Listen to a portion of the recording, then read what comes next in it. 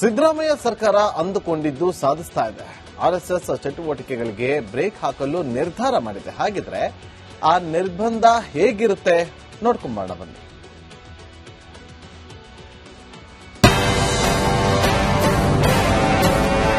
ಖಾಸಗಿ ಸಂಘ ಸಂಸ್ಥೆಗಳು ಸಂಘಟನೆಗಳು ಯಾವುದೇ ರೀತಿ ಟ್ರೆಸ್ಪಾಸ್ ಆಗದ ಹಾಗೆ ಶಾಲೆ ಕಾಲೇಜುಗಳನ್ನು ಮೊದಲು ಮಾಡಿಕೊಂಡು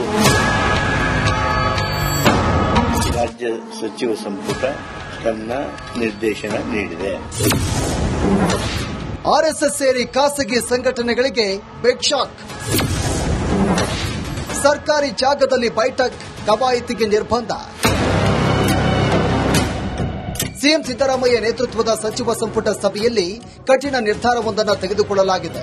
ಆರ್ಎಸ್ಎಸ್ ಸೇರಿದಂತೆ ಖಾಸಗಿ ಸಂಘಟನೆಗಳು ಸರ್ಕಾರದ ಸ್ಥಳಗಳಲ್ಲಿ ಯಾವುದೇ ಚಟುವಟಿಕೆಗಳನ್ನು ನಡೆಸದಂತೆ ನಿರ್ಬಂಧವನ್ನು ಹೇರಿದೆ.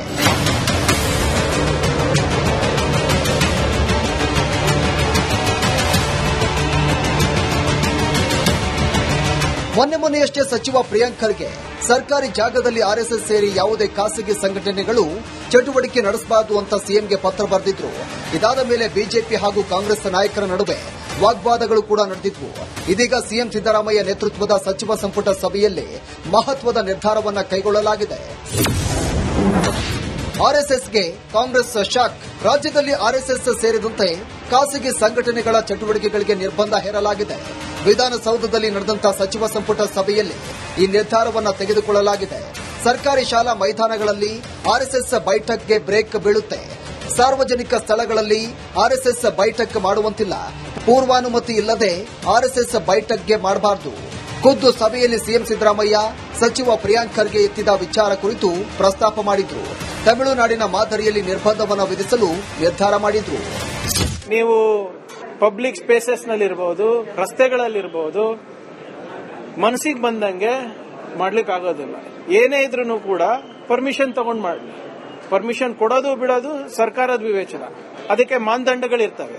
ನಾನೇನೋ ಕೈನಲ್ಲಿ ಲಾಠಿ ಬೀಸ್ಕೊಂಡಿರಬಹುದು ಅಥವಾ ಮನ್ಸು ಬಂದಂಗೆ ಬರೇ ಒಂದು ಇಂಟಿಮೇಷನ್ ಕೊಟ್ಬಿಟ್ಟು ಪಥಸಂಚಲನ ಮಾಡೋದಿರಬಹುದು. ಅವೆಲ್ಲಾನು ಕೂಡ ನಿಯಮಗಳಲ್ಲಿ ತರ್ತೀವಿ ನಾವು. ಸಿದ್ದರಾಮಯ್ಯ ಪಾಕಿಸ್ತಾನದ ನೆಚ್ಚಿನ ರಾಜಕಾರಣಿ. ತಮಿಳುನಾಡು ಮಾದರಿ ಅಂತ ಏನ್ ಹೇಳ್ಯಾರಲ್ಲ, ತಮಿಳುನಾಡು ಮಾದರಿ ಇವ್ರು ತರ್ತಾ ಇಲ್ಲ, ಇವರು ಪಾಕಿಸ್ತಾನ ಮಾದರಿ ತರ್ತಾ ಇದ್ದಾರೆ. ಸಿದ್ದರಾಮಯ್ಯ ಅವರು ಪಾಕಿಸ್ತಾನದ ಬಹಳ ಅತ್ಯಂತ ಪ್ರೀತಿಯ ರಾಜಕಾರಣಿ ಭಾರತದಲ್ಲಿ ಯಾರಾದರೂ ಇದ್ರೆ ಸಿದ್ದರಾಮಯ್ಯ ಅವರು ಪಾಕಿಸ್ತಾನದ ಒಬ್ಬ ಪ್ರೀತಿಯ ರಾಜಕಾರಣಿ. ಯಾಕಂದ್ರೆ ಸಿದ್ದರಾಮಯ್ಯನವರು ಹಿಂದೆ ಒಂದು ಹೇಳಿಕೆ ಕೊಟ್ಟಾಗ ಪಾಕಿಸ್ತಾನದ ಎಲ್ಲ ಚಾನೆಲ್ಗಳಲ್ಲಿ ಸಿದ್ದರಾಮಯ್ಯ ಅವ್ರನ್ನ ಕೊಂಡಾಡದಂತದ್ದು ನೀವೆಲ್ಲರೂ ಮಾಧ್ಯಮದಲ್ಲಿ ತೋರಿಸಿದ್ರಿ.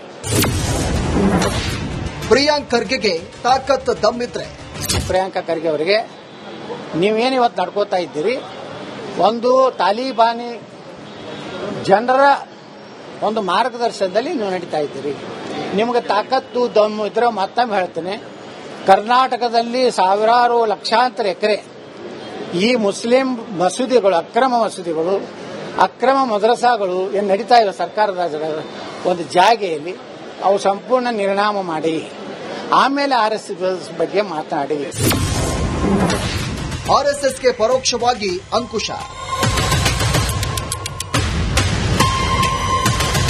ಸಿದ್ದರಾಮಯ್ಯ ಸರ್ಕಾರದ ಈ ನಿರ್ಧಾರವು ಆರ್ಎಸ್ಎಸ್ಗೆ ಪರೋಕ್ಷವಾಗಿ ಅಂಕುಶ ಹೇರಿದೆ. ಆದರೆ ಸರ್ಕಾರ ಈ ನಿಯಮವನ್ನು ಆರ್ಎಸ್ಎಸ್ ಸೇರಿ ಸಾಮಾನ್ಯವಾಗಿ ಎಲ್ಲ ಸಂಘಟನೆಗಳಿಗೆ ಅನ್ವಯವಾಗುವಂತೆ ರೂಪಿಸಿದೆ. ಇದರಿಂದಾಗಿ ರಾಜಕೀಯ ವಿವಾದವನ್ನು ತಪ್ಪಿಸಲು ಸರ್ಕಾರ ಎಚ್ಚರಿಕೆ ವಹಿಸಿದೆ. Bureau report, republic Kannada. Siddaramaiah ಸರ್ಕಾರ ಅಂದುಕೊಂಡಿದ್ದು ಸಾಧಿಸ್ತಾ ಇದೆ. ಆರ್ಎಸ್ಎಸ್ ಚಟುವಟಿಕೆಗಳಿಗೆ ಬ್ರೇಕ್ ಹಾಕಲು ನಿರ್ಧಾರ ಮಾಡಿದೆ. ಹಾಗಿದ್ರೆ ಆ ನಿರ್ಬಂಧ ಹೇಗಿರುತ್ತೆ ನೋಡ್ಕೊಂಬಾಣ ಬನ್ನಿ.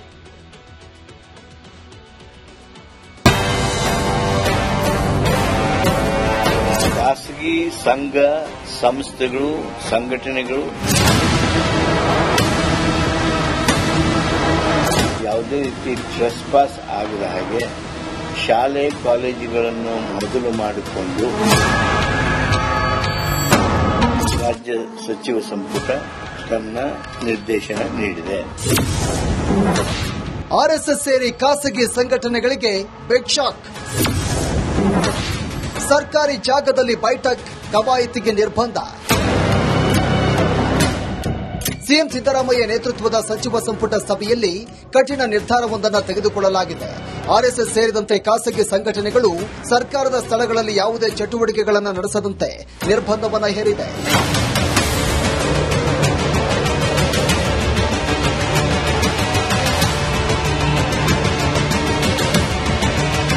ಮೊನ್ನೆಯಷ್ಟೇ ಸಚಿವ ಪ್ರಿಯಾಂಕ್ ಖರ್ಗೆ ಸರ್ಕಾರಿ ಜಾಗದಲ್ಲಿ ಆರ್ಎಸ್ಎಸ್ ಸೇರಿ ಯಾವುದೇ ಖಾಸಗಿ ಸಂಘಟನೆಗಳು ಚಟುವಟಿಕೆ ನಡೆಸಬಾರದು ಅಂತ ಸಿಎಂಗೆ ಪತ್ರ ಬರೆದಿದ್ರು.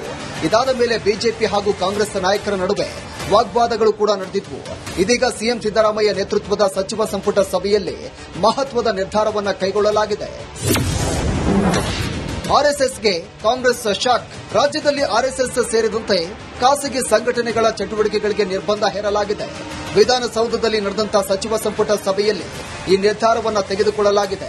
ಸರ್ಕಾರಿ ಶಾಲಾ ಮೈದಾನಗಳಲ್ಲಿ ಆರ್ಎಸ್ಎಸ್ ಬೈಠಕ್ಗೆ ಬ್ರೇಕ್ ಬೀಳುತ್ತೆ. ಸಾರ್ವಜನಿಕ ಸ್ಥಳಗಳಲ್ಲಿ ಆರ್ಎಸ್ಎಸ್ ಬೈಠಕ್ ಮಾಡುವಂತಿಲ್ಲ.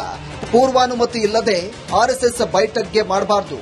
ಖುದ್ದು ಸಭೆಯಲ್ಲಿ ಸಿಎಂ ಸಿದ್ದರಾಮಯ್ಯ ಸಚಿವ ಪ್ರಿಯಾಂಕ್ ಖರ್ಗೆ ಎತ್ತಿದ ವಿಚಾರ ಕುರಿತು ಪ್ರಸ್ತಾಪ ಮಾಡಿದ್ರು. ತಮಿಳುನಾಡಿನ ಮಾದರಿಯಲ್ಲಿ ನಿರ್ಬಂಧವನ್ನು ವಿಧಿಸಲು ನಿರ್ಧಾರ ಮಾಡಿದ್ರು. ನೀವು ಪಬ್ಲಿಕ್ ಸ್ಪೇಸಸ್ ನಲ್ಲಿರಬಹುದು, ರಸ್ತೆಗಳಲ್ಲಿರಬಹುದು, ಮನಸ್ಸಿಗೆ ಬಂದಂಗೆ ಮಾಡ್ಲಿಕ್ಕೆ ಆಗೋದಿಲ್ಲ. ಏನೇ ಇದ್ರೂ ಕೂಡ ಪರ್ಮಿಷನ್ ತಗೊಂಡು ಮಾಡಿ. ಪರ್ಮಿಷನ್ ಕೊಡೋದು ಬಿಡೋದು ಸರ್ಕಾರದ ವಿವೇಚನ. ಅದಕ್ಕೆ ಮಾನದಂಡಗಳಿರ್ತವೆ.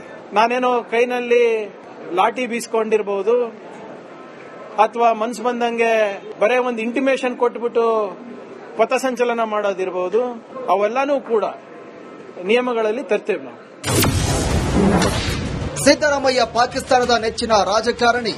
ತಮಿಳುನಾಡು ಮಾದರಿ ಅಂತ ಏನ್ ಹೇಳ್ಯಾರಲ್ಲ, ತಮಿಳುನಾಡು ಮಾದರಿ ಇವ್ರು ತರ್ತಾ ಇಲ್ಲ, ಇವರು ಪಾಕಿಸ್ತಾನ ಮಾದರಿ ತರ್ತಾ ಇದ್ದಾರೆ. ಸಿದ್ದರಾಮಯ್ಯ ಅವರು ಪಾಕಿಸ್ತಾನದ ಬಹಳ ಅತ್ಯಂತ ಪ್ರೀತಿಯ ರಾಜಕಾರಣಿ ಭಾರತದಲ್ಲಿ ಯಾರಾದರೂ ಇದ್ರೆ ಸಿದ್ದರಾಮಯ್ಯನವರು ಪಾಕಿಸ್ತಾನದ ಒಬ್ಬ ಪ್ರೀತಿಯ ರಾಜಕಾರಣಿ.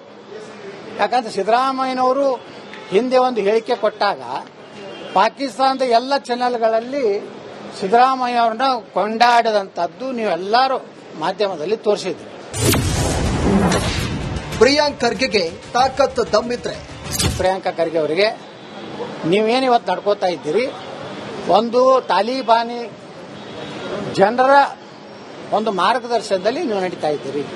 ನಿಮಗೆ ತಾಕತ್ತು ದಮ್ಮು ಇದ್ರೆ ಮತ್ತೊಮ್ಮೆ ಹೇಳ್ತೇನೆ, ಕರ್ನಾಟಕದಲ್ಲಿ ಸಾವಿರಾರು ಲಕ್ಷಾಂತರ ಎಕರೆ ಈ ಮುಸ್ಲಿಂ ಮಸೂದಿಗಳು, ಅಕ್ರಮ ಮಸೂದಿಗಳು, ಅಕ್ರಮ ಮದ್ರಸಾಗಳು ಏನು ನಡೀತಾ ಇವೆ ಸರ್ಕಾರದ ಒಂದು ಜಾಗೆಯಲ್ಲಿ, ಅವು ಸಂಪೂರ್ಣ ನಿರ್ನಾಮ ಮಾಡಿ ಆಮೇಲೆ ಆರ್ಎಸ್ಎಸ್ ಬಗ್ಗೆ ಮಾತನಾಡಿ. ಆರ್ಎಸ್ಎಸ್ಗೆ ಪರೋಕ್ಷವಾಗಿ ಅಂಕುಶ. ಸಿದ್ದರಾಮಯ್ಯ ಸರ್ಕಾರದ ಈ ನಿರ್ಧಾರವು ಆರ್ಎಸ್ಎಸ್ಗೆ ಪರೋಕ್ಷವಾಗಿ ಅಂಕುಶ ಹೇರಿದೆ. ಆದರೆ ಸರ್ಕಾರ ಈ ನಿಯಮವನ್ನು ಆರ್ಎಸ್ಎಸ್ ಸೇರಿ ಸಾಮಾನ್ಯವಾಗಿ ಎಲ್ಲ ಸಂಘಟನೆಗಳಿಗೆ ಅನ್ವಯವಾಗುವಂತೆ ರೂಪಿಸಿದೆ. ಇದರಿಂದಾಗಿ ರಾಜಕೀಯ ವಿವಾದವನ್ನು ತಪ್ಪಿಸಲು ಸರ್ಕಾರ ಎಚ್ಚರಿಕೆ ವಹಿಸಿದೆ. Bureau report, republic Kannada.